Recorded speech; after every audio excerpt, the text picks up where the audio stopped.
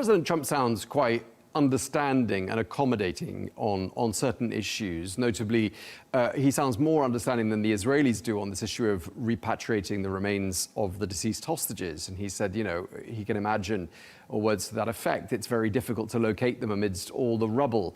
And he's demonstrated a little bit more flexibility on that issue. I mean, Israel's considerably less flexible on this. Do you think this is a reflection of President Trump's desire to make sure that this plan does not collapse, that this ceasefire deal remains in place?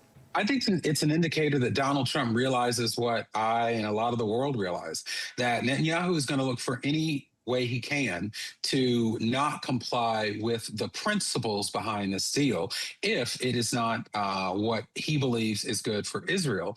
And Donald Trump understands that if, for example, with the return of the bodies, yes, that's a part of this first stage. And yes, Netanyahu, even threatened to stop the restarted humanitarian aid because of it.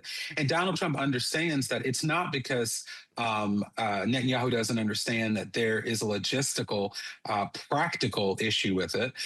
Trump understands he's going to look for any way to manipulate the deal to his advantage. And so I think that's why we see this flexibility from Trump's part, in that he now owns this piece. And by owning this piece, he also owns it if it breaks. And he knows what Netanyahu wants to do. So when it comes to this issue of returning of the bodies, he himself said, J.D. Vance said, there are logistical concerns. There are even issues about, can Hamas even get the tools that Israel wasn't letting in to do what they're supposed to do in the first part of the agreement. And I do have to say, that is something I think Donald Trump should be applauded for, because most presidents in the past hadn't been willing to call out what we all see. And I think the fact that he said, hey, we need to be flexible on this because this is a logistical problem, not just because Hamas isn't committed to this deal.